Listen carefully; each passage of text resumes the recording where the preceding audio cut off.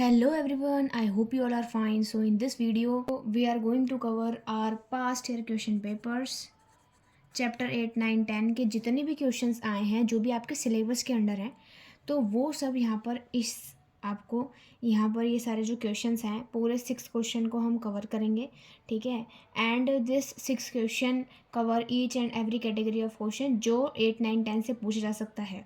सो अगर आपने चैप्टर 8, 9, 10 की बैक एक्सरसाइजेज नहीं करी हैं तो आप कर लीजिए, बिकॉज जैसे कि आपको पता है कि माइक्रो इकोनॉमिक्स में semester 3 90% of the question will come from the numerical part. So it is quite essential for all of you to cover that part more effectively and efficiently.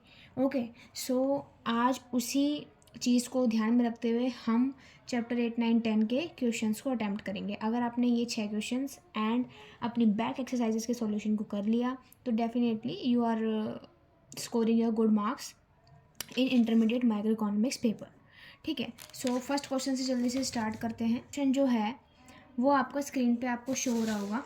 First question क्या कह रहा है, देखो। First question है to production function हमें given है, clear, जिसमें हमारा फर्स्ट पार्ट ये गिवन है एंड सेकंड पार्ट ये गिवन है। जिनको अपना 2 और 3 चैप्टर पढ़ा होगा जिन लोगों ने, सो उन लोगों को ये फॉर्म्स पता होंगी कि ये जो है वो तो परफेक्ट सब्स्टिट्यूट की फॉर्म होती है एंड ये आपकी परफेक्ट कॉम्प्लीमेंट्स की फॉर्म होती है। तो अगर मैं इनका ग्राफ बनाऊँ, इनका आइसोक्वांट बनाऊँ, ठीक है, हालांकि चैप्टर 1 और 2 आपकी कंज्यूमर थ्योरी थी, बट अगर मैं इसका आइसोक्वांट ड्रॉ करना चाहूँ सो इसका आइसोक्वांट कैसा होगा, ठीक है। तो अगर मैं फर्स्ट पार्ट का यहाँ पे ड्रॉ करूँ, फर्स्ट पार्ट का, ठीक है, L+3K, ठीक है। तो यहाँ पे हमारी आ जाएगी लेबर, यहाँ पे आ जाएगी हमारी कैपिटल। तो इसकी जो ग्राफ बनता है वो स्ट्रेट लाइन ग्राफ बनता है, ठीक है। तो सबसे पहले मान लिया ये आइसोक्वांट, ये I0 है जो पहले आइसोक्वांट को दिखा रहा है एंड ये दूसरा आइसोक्वांट I1 है, ठीक है। तो फर्स्ट फंक्शन का ग्राफ तो हमारा बन गया आइसोक्वांट का। सेकेंड जो है वो है आपका मिनिमम ऑफ L/1/3। तो इसका अगर हम ग्राफ बनाएंगे तो ये परफेक्ट कॉम्प्लीमेंट्स का ग्राफ बनता है जो कुछ इस तरीके का एल टाइप ग्राफ होता है, ठीक है। तो यहाँ पे ये I0, यहाँ पे हमारा I1 एंड ये हमारा L, ये हमारा K। तो ये क्या है, मिनिमम ऑफ Lk/1/3 इसका ग्राफ है, ठीक है। सो हमारा फर्स्ट पार्ट यहाँ पे आपको कन्वर्ट होता हुआ दिख रहा होगा, क्लियर। अब हम आते हैं अपने सेकेंड पार्ट पे। ये तो हमारा हो गया, कह रहा है कैलकुलेट मार्जिनल प्रोडक्ट, ठीक है। तो मार्जिनल प्रोडक्ट को हमें कैलकुलेट करना है हर एक पार्ट में, क्लियर। सो सबसे पहले यहाँ पे अगर हम मार्जिनल प्रोडक्ट को कैलकुलेट करें फर्स्ट पार्ट में, क्वेश्चन सेकंड का जो ये है कि मार्जिनल प्रोडक्ट हमें करना है, सबसे पहले हम अपना फंक्शन जो ले रहे हैं वो यही ले रहे हैं L+3K, ठीक है। एंड देन हम लेंगे अपना यही मिनिमम ऑफ Lk/1/3, क्लियर। सो अगर मैं इसका मार्जिनल प्रोडक्ट निकालूं तो MPL with respect to L तो हो जाएगा 1, MPK निकालूं तो ये हो जाएगा 3, क्लियर। अगर मैं यहाँ पे मार्जिनल प्रोडक्ट निकालने की कोशिश करूँ तो यहाँ पे मैं यहाँ पर नहीं निकाल सकती हूँ, क्योंकि यहाँ पे मुझे एक प्रॉपर फंक्शन की फॉर्म नहीं दिख रही है जिसमें मैं एक वेरिएबल को कांस्टेंट मान के दूसरे वेरिएबल के रिस्पेक्ट में मैं यहाँ पर डिफरेंशिएशन कर सकूँ, क्योंकि मार्जिनल प्रोडक्ट के लिए तो हमें डिफरेंशिएशन ही करना पड़ता है, ठीक है। तो इसलिए यहाँ पे हम MP को 0 कंसिडर कर लेंगे, क्लियर है। सो आई होप आपको ये चीज़ क्लियर होगी, क्योंकि थोड़ा सा ट्विस्टी है तभी मैंने ये क्वेश्चन यहाँ पर यूज़ करा है। तो अब यहाँ पे था and indicate the returns of scale. Returns of scale, देखो रिटर्न्स ऑफ स्केल, इसी क्वेश्चन में अगर मैं यहाँ पर रिटर्न्स ऑफ स्केल देखूँ तो आपको सिंपली इनपुट्स को किसी एक पर्टिकुलर क्वांटिटी से मल्टीप्लाई करना पड़ता है। तो सपोज़ मैंने वो क्वांटिटी T मान ली, तो TL, Tk that will be equal to L की जगह TL रखोगे TL और 3K की जगह Tk रखना है, ठीक है। तो T यहाँ से आपका आगे कॉमन, ये हो गया L+3K यानी TFL।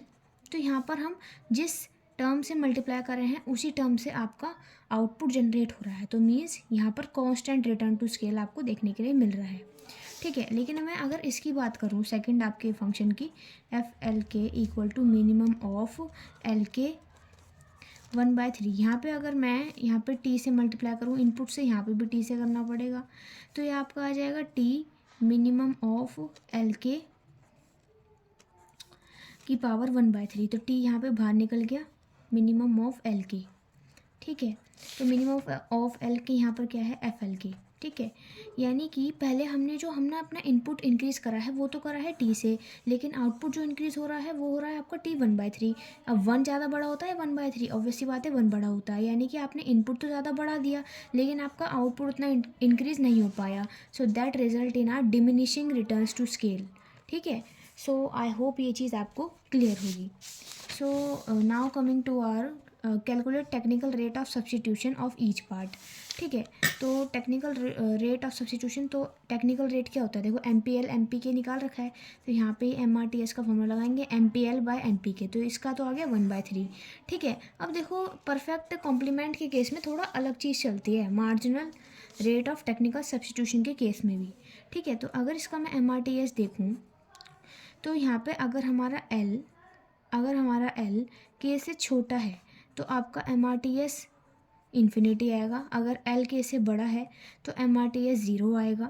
ठीक है, और अगर L K के बराबर है तो MRTS यहाँ पे नॉट डिफाइन हो जाएगा।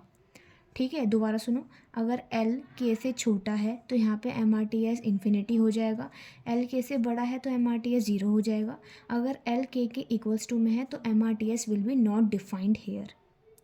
सो आई होप कि आपको ये चीज़ समझ में आई होगी, एंड इसी के साथ हमने अपना क्वेश्चन नंबर 1 भी यहाँ पर कंप्लीट कर लिया है। Now moving towards the question number, अब आपको यहाँ पे क्वेश्चन नंबर 2 दिख रहा होगा जिसमें आपका प्रोडक्शन फंक्शन गिवन है Q = FKL, एंड ये आपका प्रोडक्शन फंक्शन आपको यहाँ पे गिवन है। आपको MRTS कैलकुलेट करना है एंड इलास्टिसिटीज़ कैलकुलेट करनी है K के लिए एंड L के लिए, एंड दिखाना है कि इलास्टिसिटी जो आपने K के लिए एंड L के लिए कैलकुलेट करी हैं उन दोनों का सम आपका 1 के इक्वल है। तो इसको करते हैं ज़रा सॉल्व। ठीक है, सो सेकंड क्वेश्चन है आपका, जो आपका Q है वो क्या गिवन है एक बार देख लेते हैं। Q आपका गिवन है K⁻P + L⁻P की होल पावर 1/P। ठीक है, सो आपको यहाँ पर MRTS कैलकुलेट करना है। ठीक है, फर्स्ट पार्ट में तो यहाँ पे अगर सबसे पहले मैं इनका मार्जिनल प्रोडक्ट निकालूँ MPK, तो MPK अगर मैं यहाँ पर निकालूँ तो वो क्या होगा, देखो सबसे पहले हम इस पूरे फंक्शन को करेंगे डिफरेंशिएट 1/P KP + LP की पावर 1/P-1 इंटू PKP-1, तो ये हो गया इसका MPK। क्लियर। MPL के बारे में अगर देखूँ, MPL के बारे में अगर हम देखेंगे तो वो भी सेम ऐसे होगा 1/P, सबसे पहले फंक्शन को डिफरेंशिएट करेंगे 1/P-1, बस यहाँ पर PLP-1 यहाँ पर हमारा आ जाएगा। ठीक है, MRTS आपका क्या आ जाएगा, MRTS मतलब MPK/MPL। ठीक है, तो दोनों को अगर डिवाइड में रखेंगे तो देखो ये पूरा पार्ट तो कैंसिल हो जाएगा, बचा क्या आपका P × K⁻P-1 P × L⁻P-1, तो ये हमारा कैंसिल हो गया, एंड जो MRTS निकल के आया वो आया K/L⁻⁴ P-1। तो ये तो कह रहा था ये निकालने की। क्लियर। अब वो क्या कह रहा है, अब वो निकाल रहा है इलास्टिसिटी।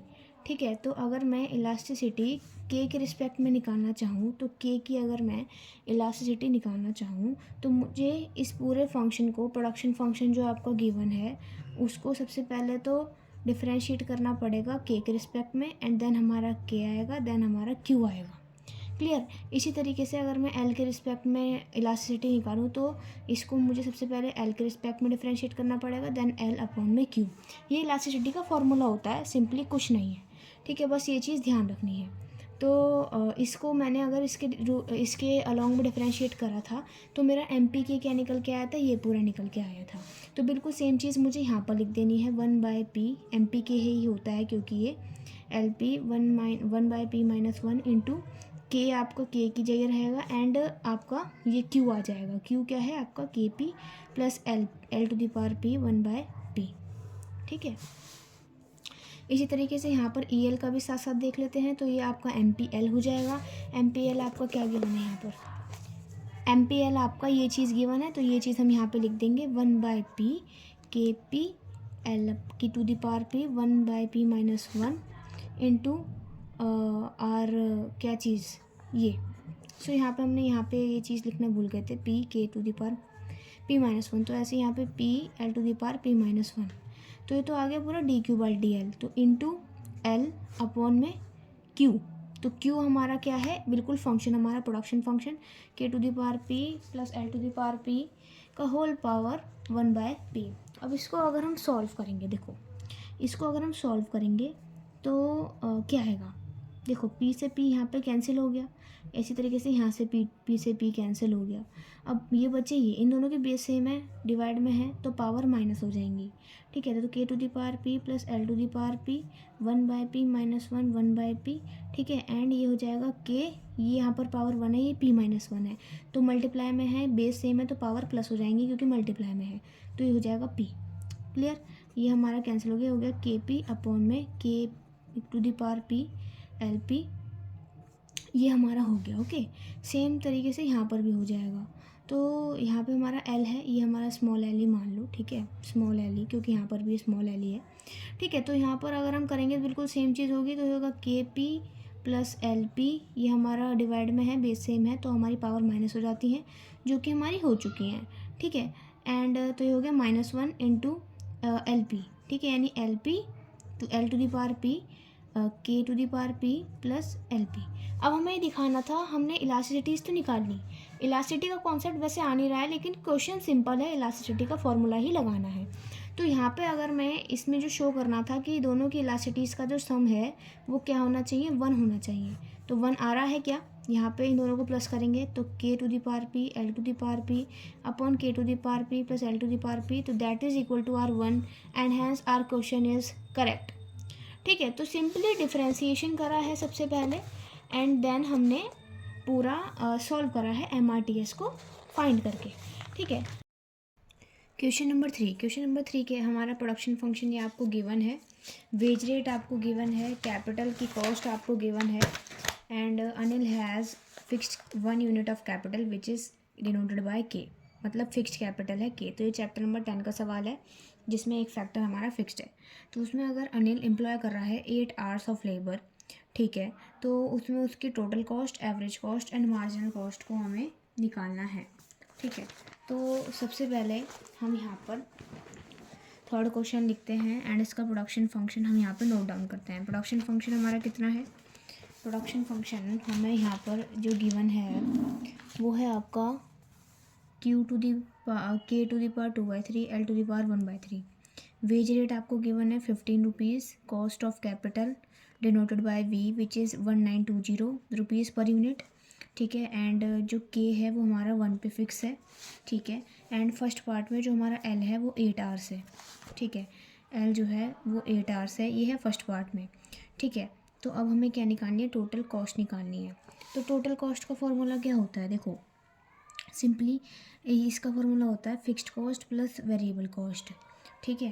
तो यहाँ पे जो फिक्स्ड कॉस्ट है, ठीक है, फिक्स्ड कॉस्ट का मतलब है जो चीज़ फिक्स है, जिसका जो फैक्टर है वो फिक्स्ड है, और यहाँ पे फैक्टर क्या फिक्स्ड है, के, ठीक है।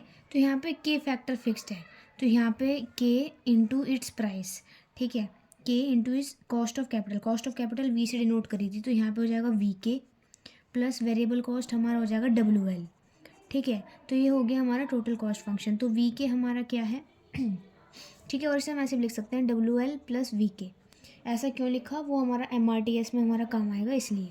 तो 15 एल है हमारा 8, वी है हमारा 1920, के है हमारा 1, इसको कैलकुलेट करेंगे तो हमारी आ जाएगी टोटल कॉस्ट 2040, ठीक है, ये आ गई हमारी टोटल कॉस्ट। एवरेज कॉस्ट क्या होती है, टोटल कॉस्ट में से अगर हम क्वांटिटी को डिवाइड कर दें, तो 2040 क्यू मतलब हमारा प्रोडक्शन फंक्शन, तो प्रोडक्शन फंक्शन में के की वैल्यू में गिवन है 1, तो 1 इंटू, क्योंकि 1 की पावर कुछ भी होती है तो 1 ही आता है, एंड एल की भी वैल्यू हमें गिवन है 8, तो 8 की पावर 1/3, तो हो जाएगा 2040, ये हो गया 2, तो 1020, ये आ गई हमारी एवरेज कॉस्ट। अब हमारी मार्जिनल कॉस्ट हमें निकालनी है। मार्जिनल कॉस्ट मतलब कॉस्ट में कितना चेंज हुआ, तो यहाँ पे हमें कोई भी चेंज देखने के लिए नहीं मिल रहा है। तो यहाँ पे हम अगर लेबर के रिस्पेक्ट में बात कर रहे हैं तो लेबर का जो रेट है वो उतना ही है, उसकी कॉस्ट उतनी ही है, ठीक है, उसमें हमें कोई भी चेंज दिखने के लिए नहीं मिल रहा है, तो वो हो जाएगी 15 रुपीज़ ही, ठीक है। अब हम आते हैं सेकंड पार्ट पे क्या देख रहा है, देखो calculate MRTS is Anil behaving optimally at L equal to 8 and K equal to 1, ठीक है। तो सबसे पहले हम MRTS को कैलकुलेट करते हैं। MRTS क्या होता है, MPL अपॉन MPK, ठीक है, या फिर MPK अपॉन MPL, ये लिख लेते हैं क्योंकि पहले K आ रहा है यहाँ पे, एंड देन एल आ रहा है, ठीक है। तो एम पी के अपॉन एम पी एल ये हमने लिख दिया। एम पी के मतलब पूरे फंक्शन को हमें के रिस्पेक्ट में डिफ्रेंशिएट करना है। तो 2/3 के 2/3 -1 एल 1/3 फिर एल के रिस्पेक्ट में करना है तो 1/3 एल 1/3 -1 के 2/3। तो 3 से 3 कैंसिल हो गया हमारा, तो ये आया हमारा 2 के -1/3 एल 1/3 एंड ये हो जाएगा हमारा एल -2/3 के 2/3, ठीक है। तो यहाँ पे हमारा हो गया ये 2L और ये नीचे आ जाएगा तो हो जाएगा हमारा K, ठीक है।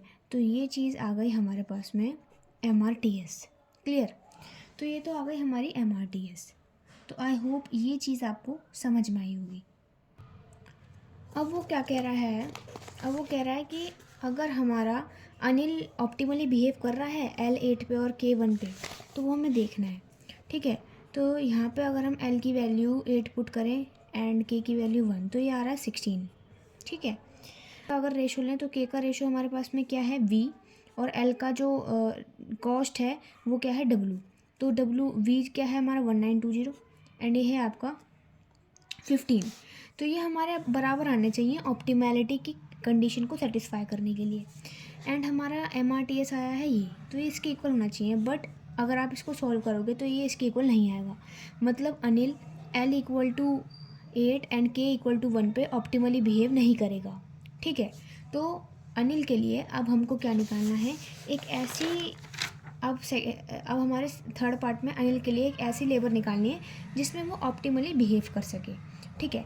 सो उसके लिए हम क्या करेंगे, सबसे पहले वो MRTS जो है आपका, जो कि आपका MPK अपॉन MPL आ रहा था, उसको आपको सिंपल L/K के इक्वल रखना है, जो कि आपके इनपुट्स के रेशो हैं, ठीक है। इनपुट्स के रेशो के इक्वल रखोगे तो आंसर आएगा।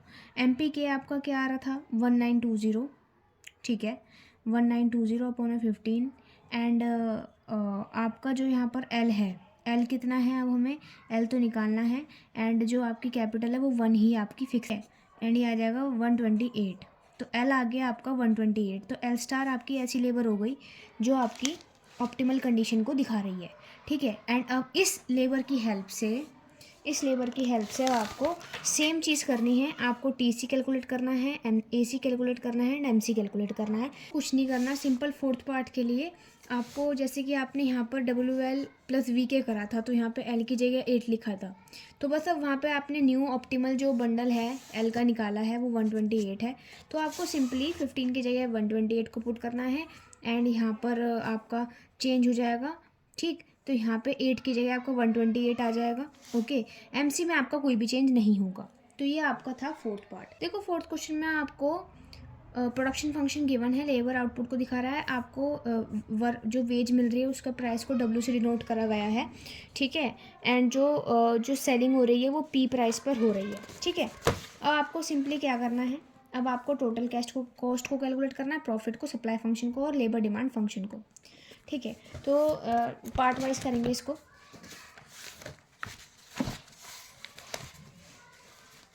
सो आपका क्वेश्चन नंबर 4, ठीक है, उसका फर्स्ट पार्ट जो है वो है टोटल कॉस्ट फंक्शन को आपको कैलकुलेट करना है, ठीक है। टोटल कॉस्ट फंक्शन को आपको कैलकुलेट करना है। तो टोटल कॉस्ट क्या होती है, W × L, जितना वेज का प्राइस है, ठीक है, लेबर का, उससे उसकी क्वांटिटी से मल्टीप्लाई कर दो तो ये हो जाएगी, तो ये हो जाएगी आपकी टोटल कॉस्ट, ठीक है। तो ये तो आपका इतना ही आंसर आएगा। प्रॉफिट आपका क्या रहता है, प्रॉफिट आपका रहता है रेवेन्यू माइनस कॉस्ट। रेवेन्यू मतलब जितने प्राइस पे कैलकुलेटर सेल हो रहे हैं इंटू Y यानी कि Q यहाँ पर है, ठीक है, माइनस कॉस्ट। तो यहाँ पे जो हमारा प्रॉफिट है वो हो जाएगा PQ - WL, ठीक है। Q की जगह, Q चूँकि हमारा है √L, तो Q की जगह हम लिखेंगे यहाँ पे √L - WL, ठीक है। तो ये तो हो गया आपका सिंपली प्रॉफिट फंक्शन, ठीक है। अब हमें वो पूछ रहा है, अब हमें निकालना है, ये दो पार्ट हो गए हैं हमारे, टोटल कॉस्ट एंड प्रॉफिट। अब हमें सप्लाई फंक्शन निकालना है, ठीक है। सप्लाई फंक्शन का मतलब हमारा प्राइस जो है वो MC के इक्वल होना चाहिए, ये हमारी कंडीशन होती है सप्लाई फंक्शन को निकालने की। तो MC मतलब टोटल कॉस्ट का डेरिवेटिव। तो अगर टोटल कॉस्ट को थोड़ा सा मॉडिफाई करूँ, L की फॉर्म है, यहाँ से L की वैल्यू निकाल लूँ तो L = Q² हो जाता है, यानी WQ², ये आपके हो गए टोटल कॉस्ट, ठीक है, Q की फॉर्म में। तो अगर मैं इसका with respect to Q derivative करूँ इसका, तो टोटल कॉस्ट का तो मार्जिनल कॉस्ट निकल आएगी। तो two Q W equal to P, ठीक है। सो अब हमें इसको क्यू को पी के फॉर्म में रिप्रेजेंट करना, तो पी अपॉन 2W, ये है आपका सप्लाई फंक्शन, ठीक है। तो ये तो हो गया आपका सप्लाई फंक्शन जो आपका पी के फॉर्म में आ गया, क्लियर। अब आपको क्या करना है, लेबर डिमांड फंक्शन, तो आपको अब डब्ल्यू को एक्सप्रेस करना है। पहले आप क्यू को कर रहे थे, अब इसी चीज़ से आपको डब्ल्यू का निकालना है, ठीक है। तो डब्ल्यू को अगर हम एक्सप्रेस करेंगे यहाँ से, तो हो जाएगा पी अपॉन 2Q। तो ये हो गया आपका labour demand function. So I hope आपको ये क्वेश्चन भी समझ में आया होगा, काफ़ी इजी था, ऐसा कोई ज़्यादा हार्ड नहीं था, ठीक है। Now moving to the question number 5। Fifth question में हमको ये फंक्शन दिया हुआ है, इसको हमें स्लोप निकालना है एंड इसकी कन्केविटी कन्वेक्सिटी देखनी है एंड क्रॉस पार्सल्स निकालना है, ठीक है। तो स्लोप का मतलब क्या है, ये हमारा फंक्शन है। स्लोप का मतलब marginal product of L and marginal product of के, ठीक है। तो यही होते हैं हमारे हमारे स्लोप। तो ये अगर निकलेगा तो ये हमारा क्या होगा, एल के रिस्पेक्ट में, तो 1 + 2 इंटू 1/2 रूट के एल, ठीक है। 1/2 रूट के एल, एल के रिस्पेक्ट में है तो के से एक बार और मल्टीप्लाई हो जाएगी, तो ये हो जाएगा 1 + k अपॉन रूट के एल, ठीक है। ऐसे ही ये होगा 1 + 2 इंटू 1/2 रूट के एल इंटू एल, क्लियर है। तो ये हो जाएगा 1 + l अपॉन रूट के एल। तो इस तरीके से हमारे इसके निकल जाएंगे क्रॉस पार्शियल्स, ठीक है, जिसको हम हमारा स्लोप ऑफ आइसोकोन्स भी कहते हैं। एंड ये हमेशा 0 से बड़े होने चाहिए मोनोटोनिसिटी कंडीशन को वेरीफाई करने के लिए, ठीक है, क्योंकि आइसोकोन्स हमेशा हमारे कॉन्वेक्स होते हैं ओरिजिन से, ठीक है। तो उनके जो marginal rate of technical substitution है वो हमारा डिक्लाइनिंग होना चाहिए, ठीक है। एंड जिसकी वजह से हमारे जो मार्जिनल प्रोडक्ट हैं वो 0 से हमेशा ऊपर होने चाहिए, तभी वो मोनोटोनिसिटी कंडीशन को वेरीफाई करेगा, ठीक है। सो अगर हम इसका डबल डेरिवेटिव भी करेंगे with respect to L and with respect to K, तो वो भी हमारा 0 से बड़ा आएगा। तो डबल डेरिवेटिव अगर 0 से बड़ा आता है तो वो जो ग्राफ बनता है वो कन्वेक्स होता है, इसलिए हमारा जो आइसोकोन्स हैं वो कन्वेक्स हैं। तो इसकी हमने कन्वेक्सिटी एंड कन्केविटी के लिए भी चेक करा एंड क्रॉस पार्शियल्स हमारे यही होते हैं MPL एंड MPK। एंड उस पर कमेंट भी करना था सेकंड पार्ट में चूँकि, तो इसलिए हमने यहाँ पे कमेंट भी कर दिया कि ये हमेशा 0 से बड़े रहेंगे ताकि हम मोनोटोनिसिटी कंडीशन को वेरीफाई कर सकें। Okay, now coming to the sixth question. Sixth question में हमारा इसे यही कर देते हैं। सिक्स्थ क्वेश्चन में हमारा ये फंक्शन गिवन है, ठीक है। तो हमें APL और MPL निकालना है, बहुत आसान है, ठीक है। तो APL हम Q/L, ठीक है। तो KL² - L³ अपॉन में L, ठीक है। स्मॉल लिखो कैपिटल लिखो, वो बस एक नोटेशन को रखना, तो यहाँ पे हम कैपिटल का यूज़ कर लेते हैं। तो L हमारा कॉमन आ रहा है, ठीक है। L² तो हो जाएगा K - L अपॉन में L, तो यहाँ पे क्रॉस कट हो गया, तो KL - L², तो ये आपके आ गया APL, क्लियर है। MPL अगर मैं निकालूँ, MPL का मतलब इस पूरे जो ये फंक्शन आपका दिया हुआ है इसको अगर मैं L के रिस्पेक्ट में डिफरेंशिएट कर दूँ, ठीक है, तो ये हो जाएगा 2LK - 3L², ये आ गया APL, ये आ गया आपका MPL। So this was all about this lecture. So share this video to your friend and I hope कि आप सभी इस पर बहुत बड़ा रिस्पॉन्स देंगे एंड अपने दोस्तों में वीडियो को शेयर करेंगे, ताकि इस तरीके की और वीडियोस, ये इंपॉर्टेंट क्वेश्चंस थे सारे एंड इन क्वेश्चंस को करना आपको बहुत ज़रूरी है। अगर आपने ये क्वेश्चंस एंड बैक एक्सरसाइजेस को कर लिया, आपके बहुत अच्छे मार्क्स स्कोर होंगे। एंड अगर आपको नोट्स चाहिए immediate micro economics with the back exercise solution and past year questions with solution, तो आप मुझे इस गिवन कॉन्टैक्ट नंबर पर DM कर सकते हैं एंड वहाँ पर आपको यहाँ पूरा नोट्स का एक्सेस मिल जाएगा।